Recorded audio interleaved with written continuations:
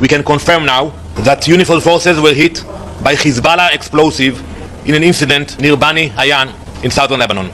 You can look at this map. For Hezbollah, right next to UNIFIL position, you can see the proximity. Right next to the UN position, they place the launchers, putting the UN personnel in the line of fire. This is how Hezbollah operates. Next to UN positions, putting peacekeepers directly in the line of fire.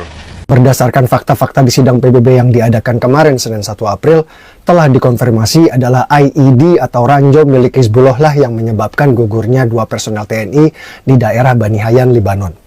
Jika kita lihat peta, lokasi Bani Hayan memang cukup jauh dari markas pasukan perdamaian UNIFIL. Jaraknya kurang lebih hampir setengah jam. Jadi jelas insiden tersebut terjadi bukan karena serangan ke markas UNIFIL. Ini sesuai dengan keterangan dari militer Israel IDF pada sehari sebelumnya. UNIFIL troops were killed by the explosion of an explosive device in the Bani Hayan.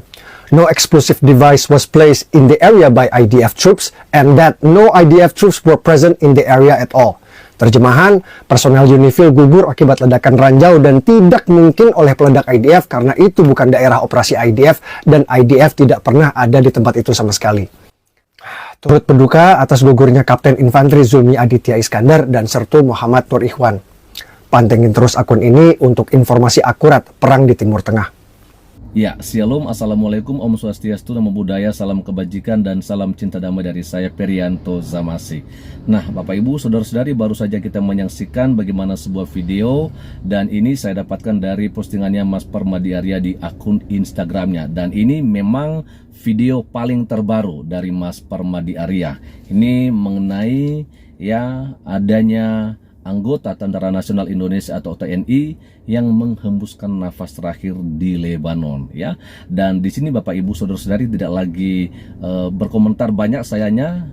Mari saya mengajak kita untuk mendengarkan juga bagaimana pernyataan dari Hussein Gaza ya. Dan langsung saja ini dia videonya. Innalillahi wa inna ilaihi raji'un. Teman-teman, ada kabar duka Indonesia kehilangan putra terbaiknya. Bukan di tanah air, bukan di medan biasa, tapi di tanah konflik. Saat ia sedang menjalankan amanah dunia, amanah global membawa nama Indonesia, membawa misi kemanusiaan. Farizal Ramadan, seorang prajurit TNI anggota UNIFIL gugur hari Ahad 29 Maret, insya Allah syahid setelah dirinya dihantam oleh serangan artileri Zionis Israel di tanah Lebanon. Dan bukan hanya beliau, ada 3 prajurit lainnya yang juga terluka parah dalam serangan yang sama. Teman-teman, kita mungkin hanya bisa berkata satu kata untuk beliau, selamat. Ya, selamat karena insya Allah beliau tidak mati. Insya Allah beliau hidup di sisi Rabb-Nya. Beliau pergi dalam kondisi yang kita semua impikan dan kita semua dambakan. Beliau pergi sebagai seorang syahid. Insya Allah Ta'ala. Wala nuzakirallah ahada. Pahala ribatnya akan terus mengalir sampai hari kiamat. Masuk surga tanpa hisab. Insya Allah. Teman-teman, dengar baik-baik. Hadis sahih dari Anas bin Malik tercantum dalam Sahih Bukhari dan Muslim. Rasulullah SAW pernah bersabda, tidak ada satu orang beriman pun yang masuk surga lalu ingin kembali ke dunia. Karena dia sudah melihat kenikmatan yang Allah berikan. Kecuali seorang yang syahid.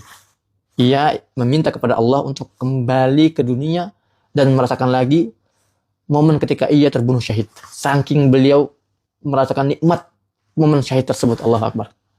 Artinya apa teman-teman? Apa yang kita tangisi hari ini justru adalah sesuatu yang dirindukan oleh seorang yang syahid. Tapi ingat, sebagai bangsa, sebagai negara, kita tidak boleh diam. Darah Farizal bukanlah darah biasa. Itu adalah darah prajurit. Itu adalah darah penjaga perdamaian dunia.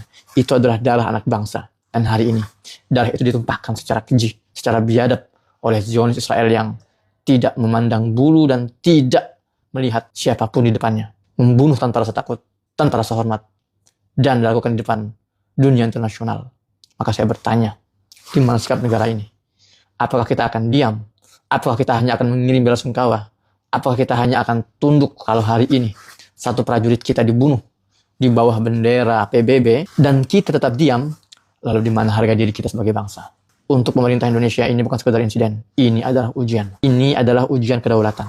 Jika tidak ada langkah tegas, jika tidak ada sikap keras, maka dunia akan tahu bahwa nyawa rakyat Indonesia bisa dibayar dengan diamnya pemimpin bangsa ini. Buktikan bahwa kita bukan bangsa lemah. Buktikan bahwa kita bukan bangsa yang bisa diinjak-injak martabat dan harkat kita. Kita bukan bangsa yang menjadi kacung, apalagi kacung Amerika, atau lebih buruk, kacung Israel. Na'udzubillah min dzalik. Farizal telah gugur, tapi jangan biarkan kehormatan bangsa ini ikut dikubur bersamanya. Assalamualaikum warahmatullahi wabarakatuh. Teman-teman, dalam waktu hanya 2 hari, 3 prajurit terbaik bangsa kita gugur syahid, dibunuh oleh kebiadaban Zionis Israel. Pertanyaannya sekarang sederhana. Pak Presiden, masihkah kita akan berbicara tentang menjamin keamanan Israel? Saya juga terang-terangan mengatakan perdamaian hanya bisa datang kalau semua orang mengakui, menghormati dan menjamin keamanannya Israel. Israel pun harus dijamin keamanannya, baru kita bisa dapat perdamaian. Sementara mereka bahkan tidak bersedia, tidak ada niat untuk menjamin keamanan pasukan perdamaian PBB dari Indonesia. Bagi saya ini bukan sekedar tragedi, ini adalah sebuah penghinaan. Setelah membunuh putra-putra terbaik bangsa kita di Lebanon secara biadab dan secara jahat, apa respon Israel? Tidak ada. Tidak ada permintaan maaf, tidak ada klarifikasi, dan tidak ada pertanggungjawaban. Seolah-olah nyawa prajurit Indonesia itu tidak ada harganya. Dan pola ini bukan pola baru, Pak. Ini adalah wajah yang sama yang telah membantai puluhan ribu warga Gaza tanpa rasa bersalah. Pak Presiden, ini bukan lagi soal diplomasi basa-basi. Ini soal harga diri bangsa Indonesia. Maka sudah saatnya arah pernyataan kita harus direvisi. Bukan Israel ternyata yang memerlukan dari kita jaminan keamanannya. Justru dunia, termasuk Indonesia, yang harus dijamin keamanannya dari kejahatan rezim Zionis Israel dan sekutunya. Jika kita serius menjaga wibawa dan martabat bangsa, maka langkah-langkah tegas harus dipertimbangkan. Evaluasi total hubungan diplomatik dengan pihak-pihak yang jelas mendukung agresi dan kolonial Zionis Israel. Tinjau keberadaan dan aktivitas perusahaan-perusahaan Indonesia yang terafiliasi dengan kepentingan Israel. Cabut izinnya, Pak. Ketiga, sweeping para turis Zionis yang masuk menggunakan paspor ganda. Usir, jangan terima mereka. Ini bukan ekstremisme, ini bukan premanisme, ini bukan terorisme. Ini adalah sikap tegas sebuah bangsa yang tidak rela darah anak-anaknya dianggap murah dan nyawa dipermainkan layaknya seolah tak berharga. Karena jika hari ini kita diam, maka besok bukan hanya prajurit kita yang kehilangan nyawa, tapi juga harga diri kita sebagai sebuah bangsa. Kurang ajar, bukannya minta maaf, Israel malah berbohong, mengelak dan membantah bahwa Hizbullah ternyata menurut mereka adalah pelaku pembunuhan terhadap 3 tentara Unifil asal Indonesia yang ada di Lebanon. Teman-teman, hari ini juru bicara Zionis di PBB, Janin Danon, menyampaikan kebohongan dan tuduhan itu di gedung PBB. Kalau saya melihatnya ini bukan cuma klarifikasi bohong, ini adalah tindakan yang menginjak-injak kecerdasan dan taraf berpikir kita sebagai seorang bangsa. Mereka kira kita ini negara yang bodoh dan lemah. Ini penghinaan. Gimana bisa roket Hizbullah jatuh di kawasan mereka sendiri? Masa mereka mentarget daerah mereka sendiri? Saya pernah ke Lebanon Selatan, saya sudah pernah berkunjung ke salah satu markas Unifil di sana.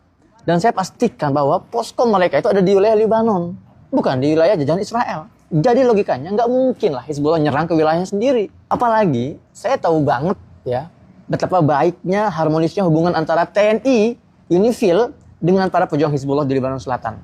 Mereka saling menghormati, saling support, saling jaga. Pokoknya nggak ada motif yang logis kenapa Hizbullah itu harus menyerang TNI di Unifil. Nggak mungkin. Nah, di sisi lain, kalau kita bicara tentang IDF Israel, banyak sekali fakta yang tak terbantahkan bahwa mereka memang tentara yang kerjaannya itu membunuh sipil, anak-anak, wanita, dan orang-orang tak berdosa. Jadi ideologi Zionisme ini memang pondasi dan urat nadinya itu adalah proyek etnis cleansing dan genosida. Pembantaian itu adalah dasar utamanya. Dan ada ribuan motif Israel untuk menyerang anggota Unifil di Lebanon. Ditambah lagi budaya berbohong Zionis yang sudah mendarah daging, framing, false flag, dan adu domba adalah tradisi yang mengakar di tubuh Zionis. Kita belum lupa bagaimana mereka menuduh para pejuang Gaza yang katanya menyembelih puluhan anak-anak bayi Israel yang akhirnya terbukti itu hoax, itu framing, itu fitnah.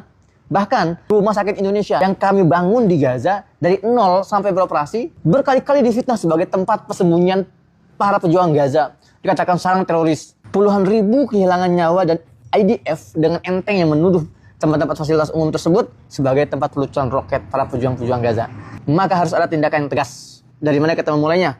Bersihkan anjing-anjing propaganda Zionis yang ada di negara kita. Makhluk-makhluk tak bermoral yang terang-terangan mendukung genosida Israel. Memfitnah TNI bahwa katanya TNI menyebarkan hoax terkait pelaku pembunuhan 3 prajurit UNIFIL ini. Ini orang yang selama ini menggerogoti kedaulatan negara dari dalam tubuh kita dan menyebarkan paham sesat Zionisme.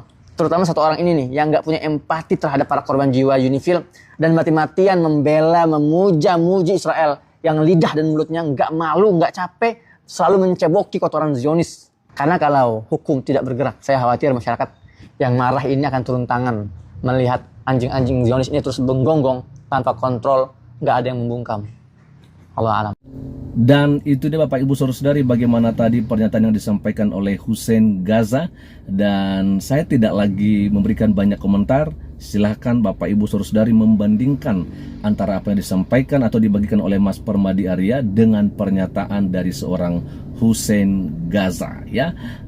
Dari saya turut berduka cita atas meninggalnya anggota TNI yang di Lebanon. Kiranya keluarga bisa diberikan penghiburan ya dan tabah untuk menghadapi apa yang sedang terjadi di keluarga mereka saat ini. Itu aja dulu dan kiranya Tuhan Yesus Kristus memberkati kita semua. Shalom.